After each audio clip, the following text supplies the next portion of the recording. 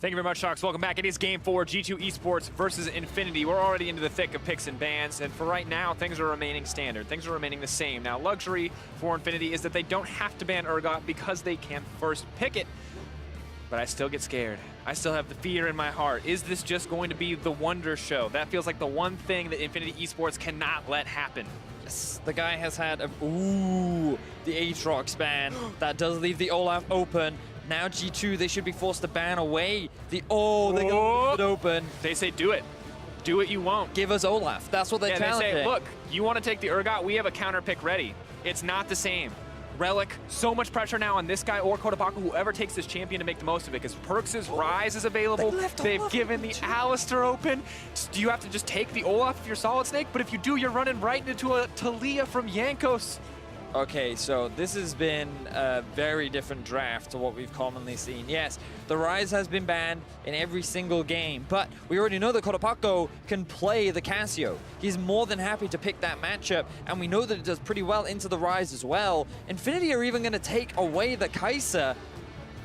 This draft is shaping up very differently, and it just feels like Infinity trying to take a lot away. I would love to see an Olaf lock in. You take it away from Jankos. Like, this is a G2 draft in the hands of Infinity. Oh. Okay, this makes sense on the opposite side for G2. Locking in a safe bottom lane for Kjarnan with Dean. Varus, interestingly, falling off the priority scale in these series. And Jhin potentially a little bit vulnerable to the Olaf dives in the future.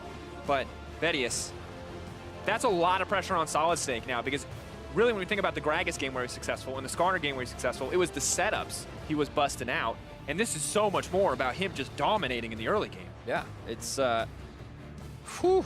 But this is kind of what we want to see, because for Solid Snake, he is typically a proactive early game jungler. You think back to his game 1, where he was hard camping that bot lane, really making things difficult for Hyun and Anwa did during the laning phase. And then you think back to his Xin Zhao as well, where he was trying to be proactive on the map, his Skarner as well. Oh, wow, and they picked They banned the Camille and the Lee Sin, and they take the Camille.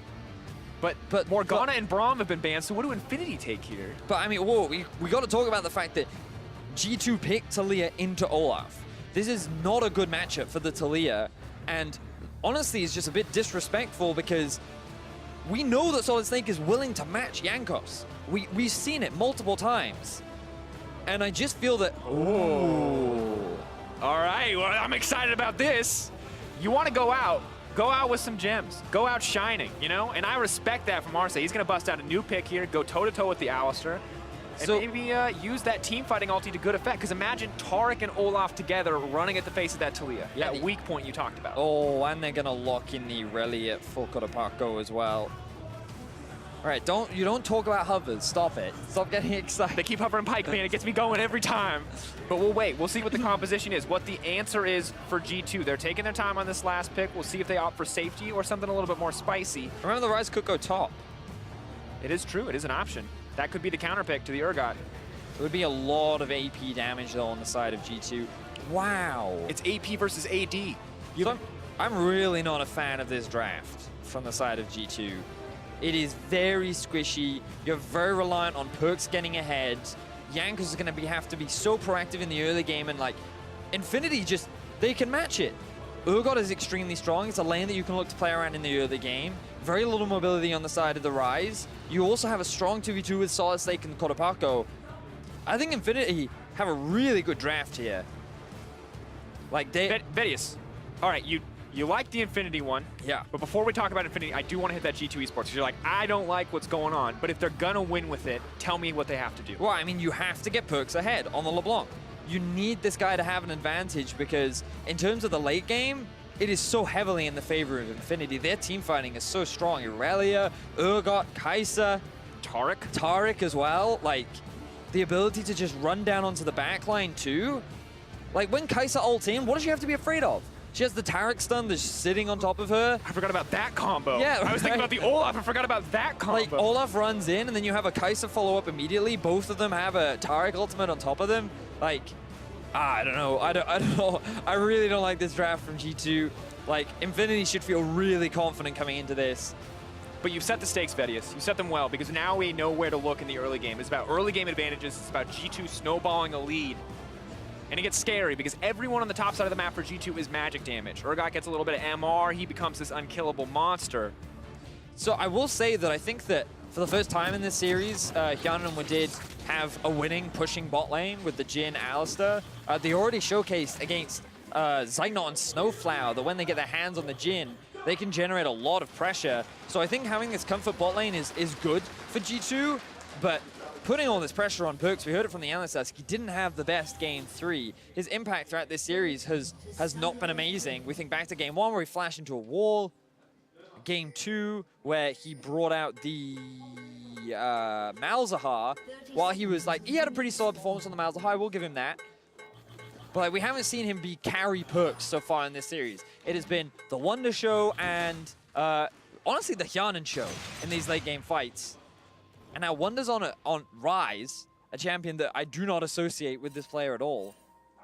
I'm just looking at Infinity, I'm like, Infinity are really happy with this draft.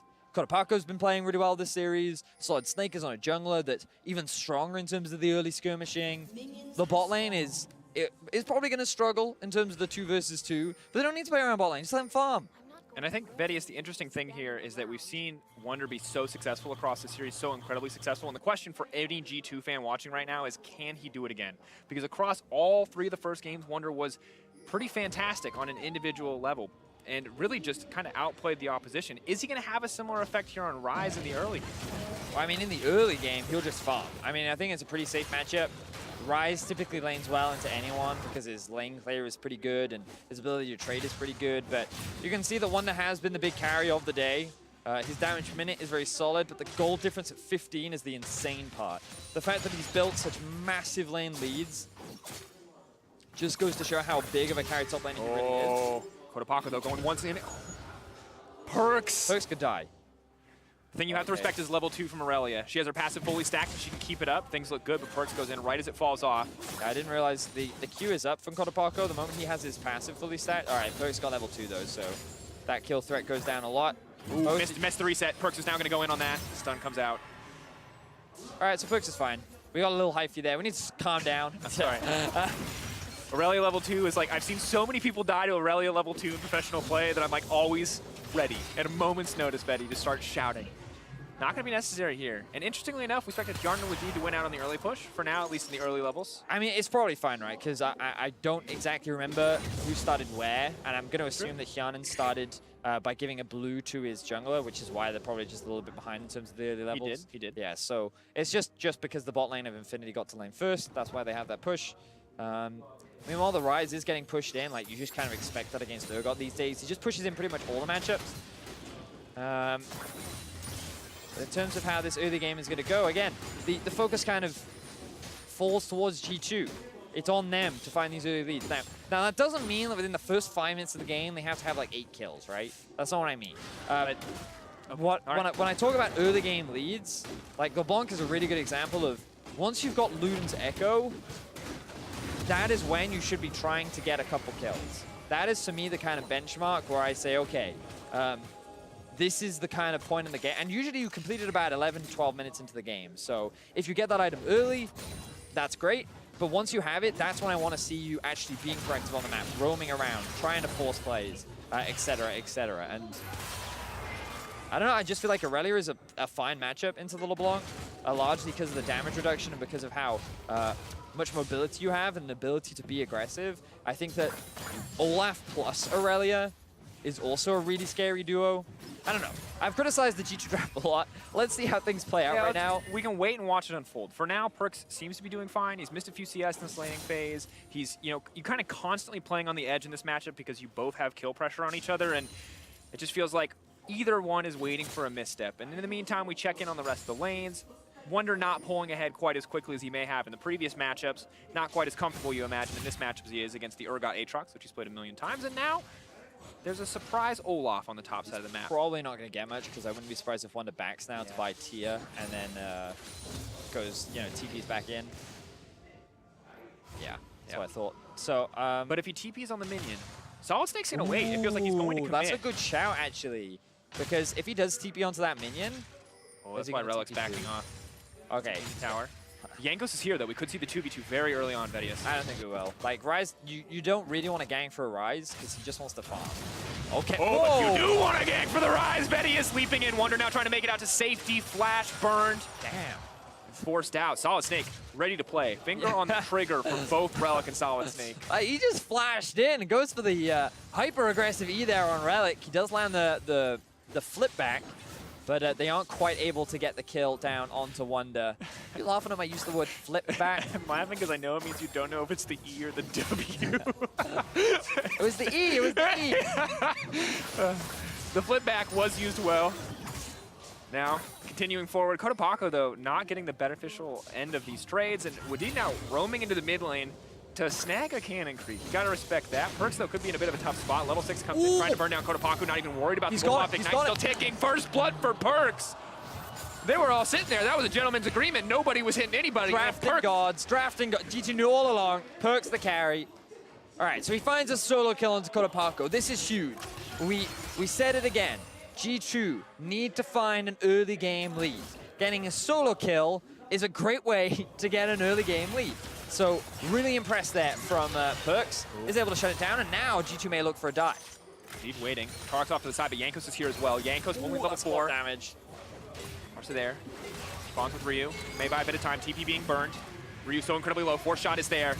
TP not completed. This means they're just going to continue on the dive. I think he had to use it there. 4 shot goes in. Ryu going to flash out to safety. Jankos going to try to burn him out. He's running as fast as he can. Stun up for Jankos. Good damage back.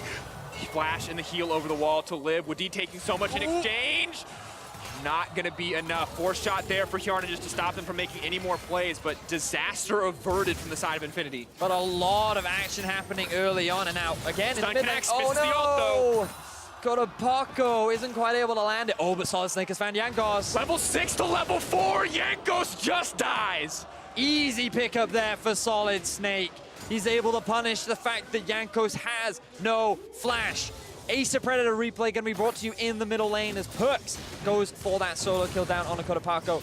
Gets to level 6, is able to proc the electrocute as well. Just basically lands the W into ult. Very easy combo from the LeBlanc. And we'll shut him down. Perks building up a substantial CS lead. Wonder doing what he can to stay even with the Urgot on the top side. A much more even matchup this time around, but just an explosive game already, Vedius. Yeah, exactly that. Very exciting. I'm already having a lot of fun. You know, we criticize the G2 draft, but it's definitely resulting in a lot of early game action. And so far, the LeBlanc is sitting on 1 kill, but Jankos very far behind on this Talia. He tried to make the bot lane dive happen. They couldn't quite pull it off. It was actually G2 who ended up coming out short in terms of the summoner spell trade. Look, Wadid has no summoners, Hjarnan has no heal, Jankos lost his flash, and all it cost Renu was his flash. So they end up coming out onto, oh, of course, Arce did use his heal as well, but he has the spell book, so he's now sitting on an ignite. So that is fair. It was a 2 for 3 for summoner spell trade. Now Wonder in trouble. Wonder running for his life. There's the ulti from the Urgot, though. Feels like it's a little bit early, forcing out the Realm Warp. Wonder now on the retreat. A lot of pressure here on the top side. No mana for the Rise and no TP, which means Jankos may have to commit here to stop anything from going down. Relic, though, don't know if he's confident enough to go for the push. Really like these ganks from Solid Snake, though, up towards the top side of the map. He's really trying to help Relic out. And again, we talked a lot about how Wonder's been the big carry of this series, and so they're trying to shut him down. Infinity really just shifting their priorities rather than focusing towards the bot on the mid lane. Like, okay, we've camped bot, we've camped Perks, now it's time to camp Wonder and see how he handles the pressure. 1 camp at a time. Perks, though, doing much better in this matchup in the mid lane. Getting that kill early on sets him up with the Lost Chapter. Still a little bit of ways off the Luden. Kind of that power spike you mentioned is a big point to watch out for. But playing much more confidently with a kill under his belt. 64 CS for Kotopako, going up against Perks' 79. Things still looking pretty good for both sides. Kotopako all in. Stun, chain CC locked together. The Ignite taken down on Perks. Kotopako, though, may have overstayed. Jankos just there to dissuade the play, but good little bit of aggression. Out. That was a good play there from Kotopako. Bit of an all-in and bot. New ulti now going to be burned. They want to turn this one if they're going to go for it. 1 stack on Hjarnan means you can re-engage. They're focusing on Wadid for now, but getting that Tark ultimate is crucial. Jankos on the way down. He's going to run face first to that Olaf. Has caught up in experience, though. Solid Snake been investing in a couple more ganks, which has allowed Jankos to farm through the jungle. But Reactionary ultimate there from Arce. The cooldown is pretty long at early levels. Hex Flash. Hex Flash. Headbutt pull. Jankos is here. Flash out. Chain CC will not connect. Both junglers getting heavily involved in this early game. Arce, good flash there to avoid potentially losing his life. We'll keep this bot lane pretty even for the time being. I say that Hyanan sitting at a pretty healthy CS lead with the Jhin. We did talk about in the draft that it's kind of the first time this series that he's had a winning matchup and hasn't forced to deal with some of the really aggressive stuff that both Arce and Renu have been bringing out. Is absolutely the case. Solid stake, though. Gonna catch. Perks is there. Stun does connect. Perks is gonna dash over the wall, however. No flash. Over. No hesitation. Perks is immediately gonna get cut down, but the heal is there to back him up. Unstoppable, but burning, slowly ticking. Hjarnan with the 4-shot. Where's it gonna go? Doesn't need it. Perks takes it in the end. Corrupting Potion, red buff even, to bring it home. I like the confidence there from Solid Snake. It looked like he was doing a lot of damage, but a really good heal from Hjarnan combined with the passive of LeBlanc is what kept him alive. Now Kotopako. Perks is the tasty bait right now. Kotopako does not follow up, though. Good call as Jankos is waiting there to punish. Jankos should stick around and help him clear out this wave so that Perks can go back to base. There we go. Connects. Cooldown's all burnt. Kotopako sidesteps, but not willing to commit onto Jankos. Has the flash available and is just doing his due diligence to hold on to it. Does want to use that advantage at some point, but for now he's doing fine. And G2 steadily building up advantages on the bottom side. Hjarnan's still not going to get hit by that stun. Slowly chipping away at this tower. Infinity, remember, for them, it's not that important that they find a bunch of early kills or a huge early lead. All they care really about is stopping LeBlanc getting ahead. Now, it's a little unfortunate for them that Perks is sitting at 2-0 and 0. It will give G2 a very solid mid-game, but Infinity are all about the team fights this time around. The Kai'Sa, the Irelia, two very good team fight champs that are paired up with Taric, who's a really good anti-team fight champ. And they have an Olaf there to act as kind of their pseudo-engage, and they have the Urgot that can set up some nice flanks with the Righteous Glory too. So I really like the 5v5 from Infinity, and I think, again, they play towards their strengths, which are... Oh, flash over. Need the body block. And they can burn the ulti as well.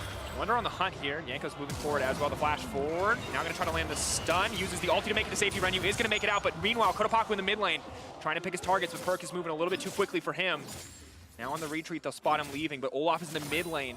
Has it available. There's the Herald that he picked up just moments ago. Infinity looking to break the mid lane tower, but still, G2 are the ones who are going to get tower first blood on the bottom side of the map. We're still seeing, though, once again, why this Irelia is not a bad matchup into the LeBlanc. You land that stun and you can just glue to her and really out DPS her with your passive. The consistent damage is more than enough, and now Renu has even TP'd into the mid lane, and that's sieging onto this tier 2. Threatening with a single use of the Flawless Duet, ready to throw out the second one. Move forward onto Perks, doesn't want to risk anything. Relic is on the way in. Perks could potentially be in trouble, but Wadid is on the way in. That's enough damage. Shut down with the Void Seeker. 2 towers blown up in an instant from Infinity. They are on the road to taking us to a game 5. And look at the goal difference right now. It is dead even.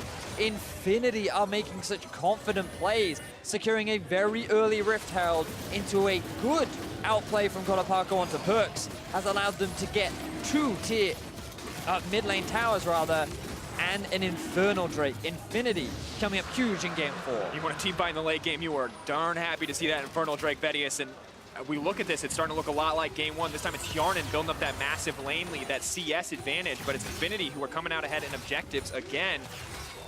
Gotta wonder if G2 are nervous. They've been here before. They did not win the game where they won the lanes but weren't able to transition it. And Vedius, you were critical of the draft. Hasn't been a factor yet, but if G2 start to fall behind, it feels like it could be. I mean, I feel like it kind of has been, because we talked about how when you pick this LeBlanc, knowing who the matchup is, it should be a lane that you dominate. And yes, he managed to find a solo kill, but he also got pushed out of lane twice. And this time round, he died. And so the fact that we talked about the 2v2 strength of Solid Snake and Kotopako, Olaf Irelia, all they had to do was group mid and push. There's not enough wave clear on the side of G2.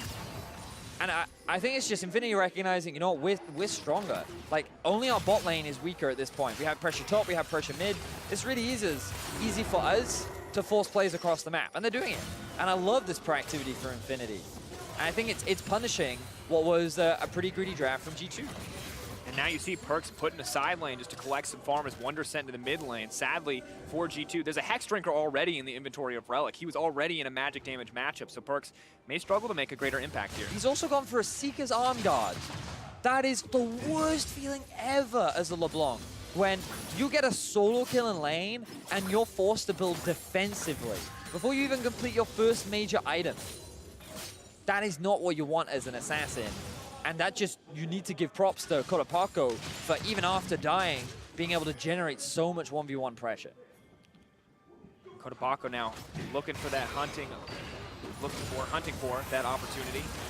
Trying to find a kill potentially on the bottom side of the map, but will settle into the mid lane. Wonder's doing a similar thing, pushing out and looking for somewhere he can realm warp. Ulti not quite available yet, but when it is, may try to make a play into the side lane. Kodapako finds the stun, will commit, now going to use the ultimate as well. Wonder just going to flash over the wall, but Kodapako very much on the hunt, continues to auto. Passive fully stacked, Wonder now running, trying to buy a bit more time. Phase rush is there, Kodapako, what else have you got? Ward over the wall, not going to commit.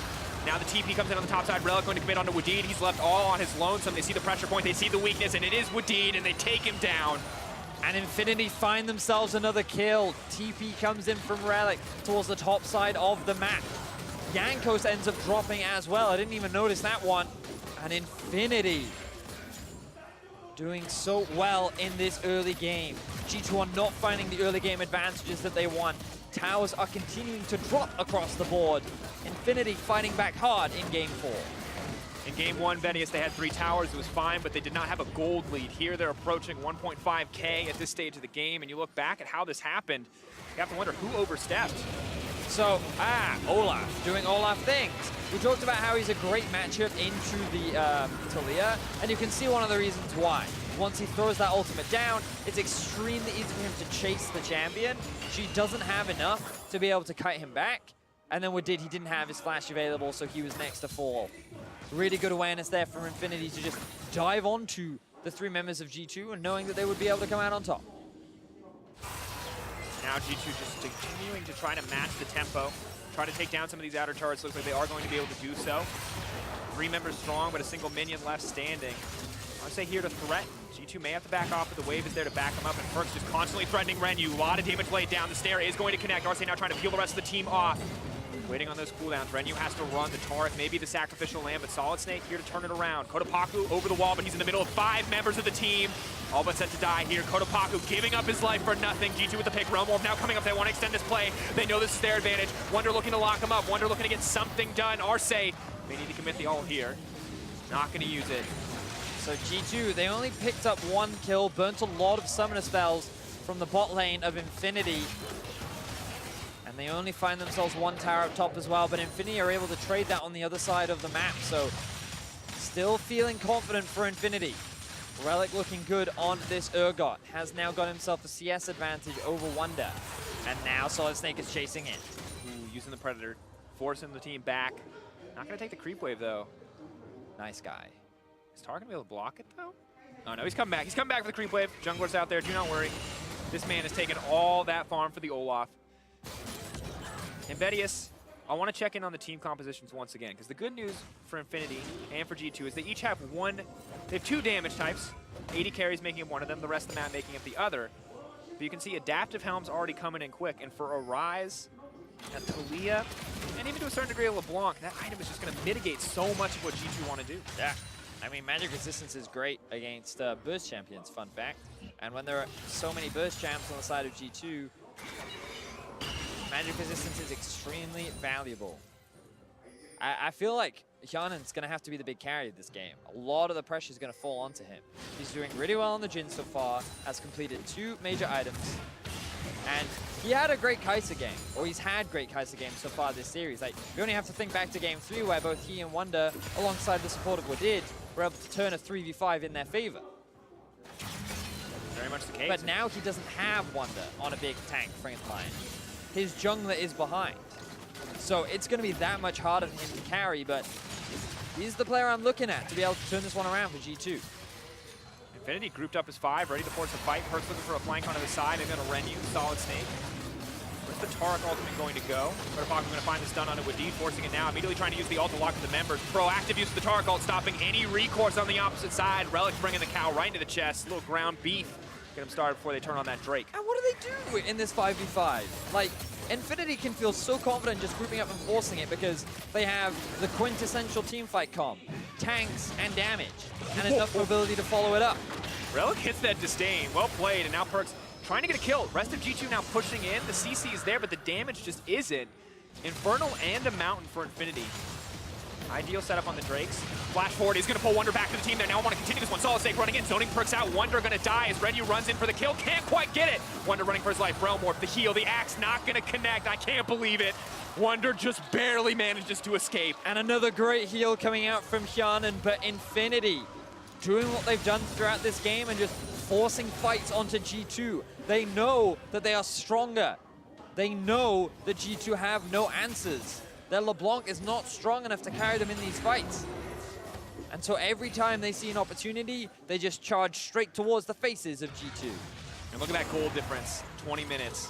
Every other game, even the game they won, they were so far behind on average. This game, it's a different story, Vedius. And Relic with the flash into knockback. This is something we saw him do earlier in this game, and Renu, he just thought he was dead. He thought he had enough damage. He should have secured the kill there. He made a mistake, and then the heal comes through clutch from Hyanan, so the axe doesn't secure the kill. He ends up getting away with his life. Gotta love the reactions in the stadium. Oh, really everything burned to like try to make that happen. Just did not work out. But you can see Infinity clearly in control of the tempo of this game, and how lost G2 look. All right, we're gonna take a second. All the Aurelia fans out there, that 6 seconds was for you. He did mess up a little bit. You run it back. You play it before you go to bed. Aurelia mains, enjoy that. The rest of us probably just frustrated that she's allowed to do that. But Hyanan continues to move in. So I'd also like to say that G2 maybe have the Baron as a win condition, but they don't. Their Baron is really slow with a Jhin and 3 mages. They have no one that can tank it either, so they can't even use Baron as a pressure point. Whereas Infinity, they can start Baron whenever they want. And they have Urgot to tank it up, and they have means of starting fights around it too. So, well, like, the more I look at this composition, I'm like, how can G2 potentially come back into this game? It's all about just trying to find picks. You know, trying to punish people who are out of position from the side of Infinity. But Infinity never have to do that. They can just group up because their teamfight comp is so solid. They just need to keep these sideways pushed out, and then they can just siege. Or sieging maybe not the best setup because their range is pretty short, but they just need to group up and force objectives. And they are remaining mostly grouped, a single pusher on the side lane for both teams. Perkz versus Cotopaco continuing in the side lane. You know, Perkz' good score kind of balanced out by the massive CS lead of Cotopaco. And Vedius, you know, we checking across the board. You were critical of the draft at the start, and it looks like a lot of the concerns coming true is G2 have not been able to snowball, not been able to set up kind of maybe the 1-3-1 you'd expect from a Ryze LeBlanc. And if they're forced to group, difficult situation. That's another point, right? I actually haven't talked about the ability to 1-3-1 at all. They're also weaker on side lanes. Like, Perkz can't 1v1 Cotopaco, and Ryze can't 1v1 Relic because he has both. He has 2 magic resist items plus Merc Treads. Like, the best Wonder can do is just wave clear. If he'll get the Void Staff 3rd item, and that'll help a lot, but yeah, like, I don't know. I have no answers. I think this is so far Infinity are playing this really cleanly, and as long as they don't make any major mistakes, they should take us to a game 5 based on how the game is progressing. Like, they have a healthy gold lead. They have pressure on both sides. I mean, of course, forcing the Baron is risky, but I think they can just use it to create a fight situation.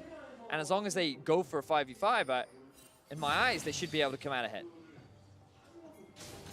Looking across, we're kind of waiting for that bigger point. You talked about needing an objective. Kind of, Infinity, they can't siege, but if they send 5 members to a Baron, to a Dragon, G2 either have to give it up or fight for it. If they try to fight, well, we know Infinity has the advantage. Now just waiting for Baron to become a bigger factor. Infinity finally setting up the vision, doing their due diligence with a bit of mid-pressure to clear out vision. When are they going to go for it, though, or do they just want to wait to scale up further? I think Infinity, if they wanted to, could be a little more proactive. Maybe they were waiting for the Starks to be completed for Cotopaco, and now that he's back on the map, you imagine he'll go up top, push that out, and then they'll try and force something. We'll see. Here we go. Ulti is going to come out. Kai's going to leap in with the ultimate. Not taking too much damage there. Would potentially going to be in trouble, but a lot of cooldowns burned and nothing to show for it. Jarnet's still alive. Relic throwing out the ultimate, not going to connect either. That is the best G2 could have hoped for. A little bit of an executional fumble there from Infinity, forcing out some flashes, some summoner spells, but burning so much in exchange. Yeah, exactly that. I feel like that the Infinity engage was a little haphazard there. All the pieces weren't quite in place. But you are right, they were able to get the summoner spells out from Hjarnan, which is a big deal because he doesn't have those escapes. Which means that when Infinity dive on top of him, it'll be that much easier to lock him down and find that kill. Again though, Hjarnan farming extremely well, level 14. 293 CS, almost completed his third major item. If anyone is going to find a way back into the game for G2, it will be him. And now G2 looking for a pick. Rennie's going to give him the respect, though, with that flash. And one thing I think we always have to remember is that Perkz has had his back against the wall before. We look back on some of those moments where G2 found themselves in a Game 5, Splice, quarterfinals. Last year, Perkz in a final game, won Cassio, deciding it, turning it when the pressure was on. And really, G2 are hoping for a performance like that to stop Infinity from taking it to a Game 5. One of those clutch moments from one of the most veteran players on the team. So Dragon has now respawned.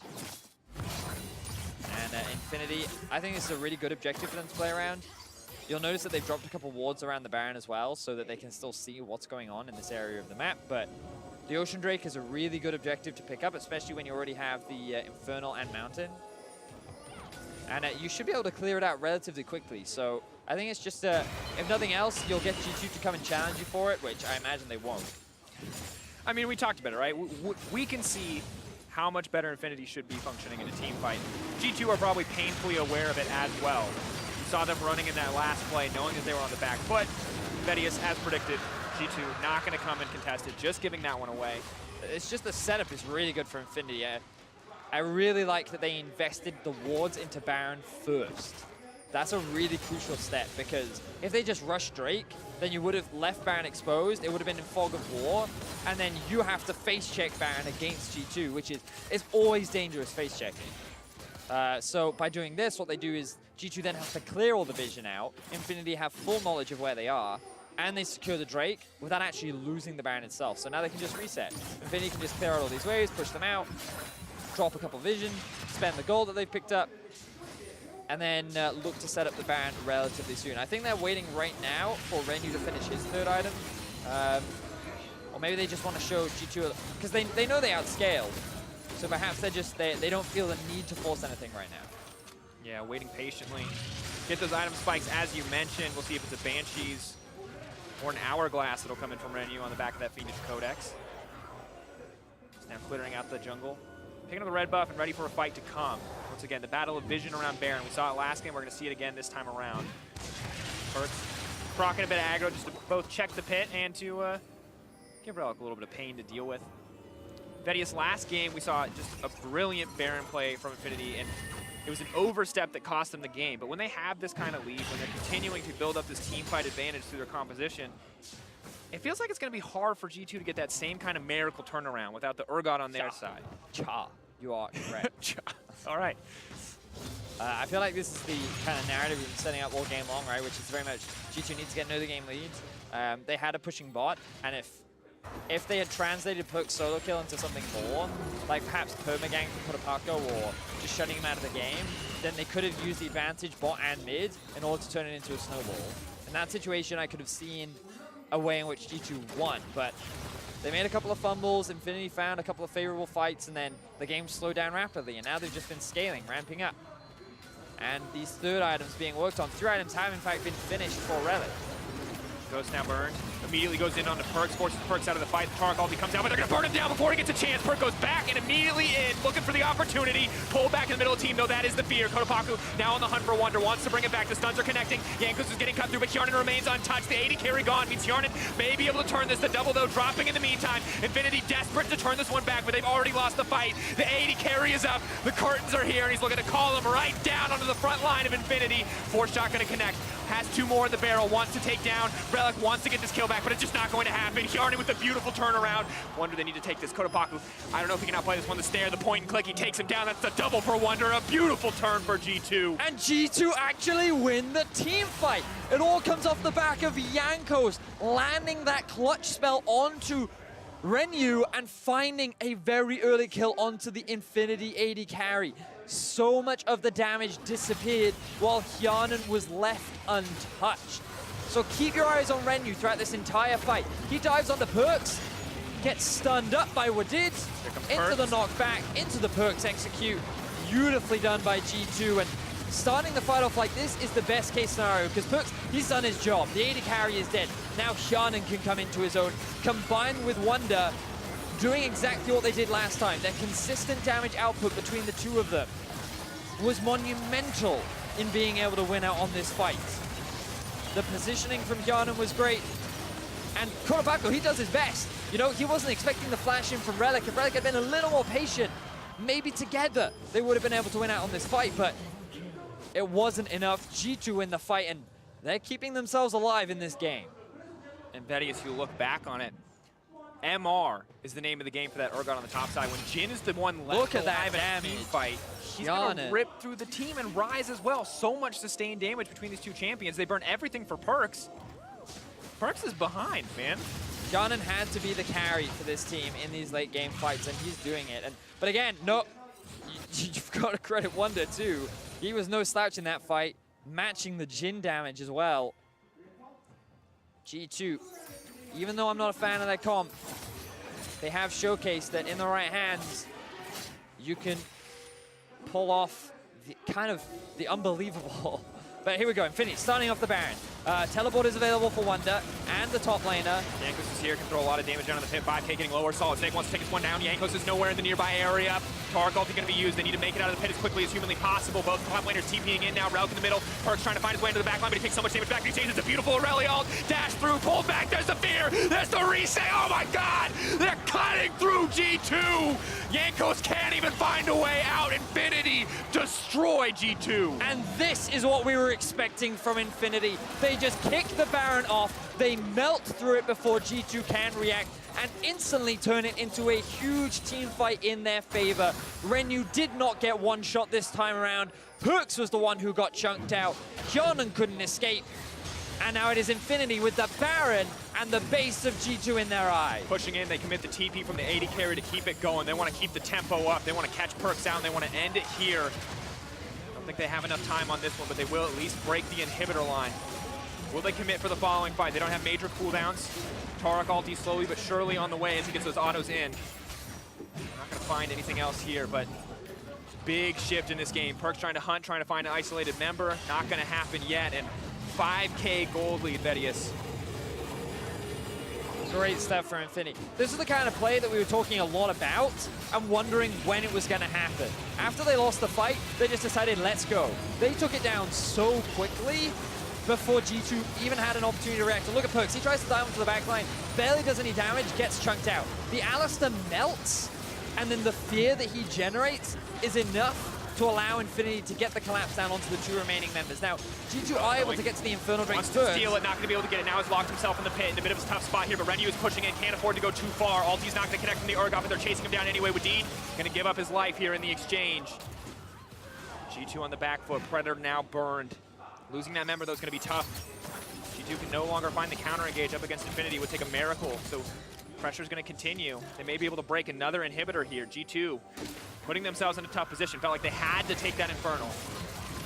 I mean, they got it, but they lost their bot lane, and now they're going to lose the inhibitor as well.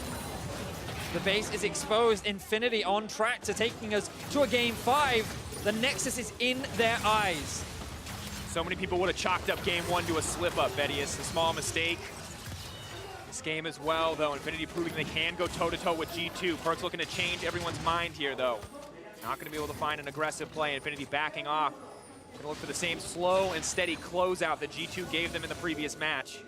I mean, you can't take anything away from Infinity, right? Like, sure, I threw a lot of criticism towards G2 and the way in which they drafted and the way in which they're playing, but Infinity, they had very clear win conditions. the moment they got to the Ironsplex they were comfortable with, they went straight to the Baron, they pulled off a beautiful team fight, and now they're closing this game out very cleanly. Kodapako has come up huge in this game and has really outperformed Perks. They're on track to take us to a game 5 as G2 look for that last-ditch effort team fight. Perks, that was definitely a misclick. He did not want to go back into the middle of that team. Now comes the Taric ultimate. Urgot going forward. A little more damage. Perks shut down onto Kodapako. Wonder now wants to turn it. This is the second time Infinity even tried to fight under the tower. And it is the second time G2 will look to rout them for their mistakes. Infinity backing off. Relic going to go down here. The GA procced. No other options as Perks just continues the hunt. Taken out in the end. Not a single member dropping on the side of G2. Tower living as well. Perks wants to continue the push. The super minions are there on the top side. Slowly working their way through. Okay, so I cast the Kirsten there. Just when I praised them, they get a bad team fight. Oh, Saw Snake. What are you doing? He's gonna give his life here, but Hjarnen's already back. Predator's there. Perks just gonna take his time with this one. Is he fast enough? Relmore coming in. He may have killed Renyu as well. He's just gonna get knocked up and taken out. G2 kill everybody. Oh, but they do end up losing both towers. Hjarnen's wave clear is not enough, so Infinity, they lose a number of members, but G2 can't get anything off the back of this, so the net gain still goes in favor of Infinity. Awful team fight on the side of Infinity. They tried to dive G2. They still need to show respect the amount of damage output that this composition has. And while it could have ended much worse for Infinity, they end up making the most of it. The minions doing some serious work in the base. But let's have a look back at how this one kicks off. So it ends up being Perks going in. This was a big misplay from him. Jumping back in, he does have the Zhonya's. The Taric ultimate comes out very early on, so they use this to try and die, but Kodapako, he doesn't get the Taric ultimate. So he ends up dying extremely quickly. Then Renyu, the only person he can hit is Wadid, and he's forced out of the fight right off the back of that. And Vedius, you can watch the rest of that play, you can see all the people die, and this is the second time this series that Infinity had randomly tried to dive a tower. And yes, they missed the Taric ult on the Aurelia. The Aurelia missed her own ult, and then they continued, and it just feels like Infinity have the win in their hands in that instant, and they just have to chill out. But when they say go, they go, man. There is no other option. I mean, that's the thing. These guys are confident players, and you could see if Kodapako had the Taric ultimate, maybe it's a different kind of fight, but he goes a little bit too early, and as you already said, they didn't have to force it. They could have been so patient. They just had to wait for the super minions in the other lanes to push through, and instead, they go for the dive, but still, they are the ones with the overwhelming advantage. They're looking for one more fight to end the game. The Nexus is exposed, and G2 are pushed to the very brink of going to a game 5. Infinity can already hear the Silver Scrapes playing in their head, and G2 are just praying it's not true. Perks laying down what poke he can, taking a lot back in exchange. Hjarnen not fearless. That is a fast Jin running in and out of the back line. Disarmed now, though the Aurelia ulti not going to land to much effect. Burning the Ghost as well. G2 weaving in and out of that fight, not giving Infinity the option to go in. The inhibitor has respawned in the top lane. Now G2 only have to wave clear mid. The Baron is spawning in 45 seconds. If G2 can steal this one away, maybe they can turn this one around. The goal is still relatively close. The kill score is the same. And Hjarnen has been doing work in these late game team fights, but based on how the last Baron went, if G2 will clump up in that small choke point, Infinity will just come out on top in the fights. Oh, Vedius, there's so much tension here. 38 minutes into the game. You said it, 13-13. It's an unlucky number, but for who? Wins out on the next fight. Perks continuing to harass. Poking down the opposite. Those crits from Hjarnen. Continues to poke, continues to hit. Hjarnen the one doing the damage, Perks is the one threatening. Infinity now splitting up. Kodapako looking for the flank, but he's been spotted on the side. Perks fearless. One mistake here could take him out, but now leaping forward, leaping into Hjarnen. Hjarnen now could be in trouble. The Taric ultimate coming out. Kodapako on the backside. Unstoppable. They burned so much of the Taric ulti on nothing. G2 have peeled back beautifully and have not gotten anything. And Hjarnen, here come the curtains. Jankos ready to follow up if they can find anything greater. Priority in the mid lane goes to G2, but that is all in the fight. So this time around, Infinity don't find the initiation that they want. This allows G2 to disengage, wave clear, and actually have control over the Baron. Perks has even gone back to base, gotten his health back, maybe even spent some gold that he should have picked up. And what G2 need to do now is send Wonder to bot to try and clear out that wave before it gets too big, because Infinity, they know they have that wave and they're going to pressure with this Baron, but it's in complete darkness right now. Relic needs to get out of here, though. If he goes down, it's going to be disastrous. The team fight, the follow-up from G2 could be everything. But the Baron's going to go down. They get it. They need to make their way out now. They cannot afford to die here. Yanko's on the side, though, not going to let it happen. Kotopako running with D trying to keep the fight going. Wonder on the backside. Everything turning against them. G2 firing back, finding their way back into the game on the back of this fight. Now cleaning up is the double drops for Wonder. Perks on the side, baiting Solid Snake. Another kill going over in the favor of Yarnan. Everything falls apart for G2, and Perks just playing with his food, just buying time as they turn it back. And when all was lost, when the Nexus was exposed for G2, they somehow find the miraculous fight. And now, with those death timers, G2 could potentially end the game. He's going for the 1v1 against the jungler. Solid Snake trying, he's trying to get something back. He is going to be allowed to retreat, but he's just hitting a ward. He doesn't have the time. No way are they doing this. There's no way. They can just end it here. 18 seconds, 20 seconds, counting down. This is G2's timer to victory. This is their moment. Everything stood against them in this game, from the draft to the execution, but in the final moments, G2 make it count. Unbelievable. Infinity. They had so much control over that game. The Nexus was exposed. They took one too many bad team fights. And G2 end up coming up clutch. You have to give props to that man on your screen. We said he had to carry. We said this guy has been playing extremely well this game. He has to be able to turn out these late game fights, and he was so pivotal. The amount of damage he was throwing out, his positioning, all came together to allow G2 to find the fourth game, and they will lock in a spot in the group stages at Worlds. Perks one step closer to his quest to take down Liquid, as it was in the interview he did most recently. Finally making it to the next stage, the next group stage. We'll see where he gets drawn shortly, but Infinity, that is a tough loss. They went toe-to-toe with one of Europe's best, and they almost forced it to a game 5. So close. They did everything. They did so many things right in game 4.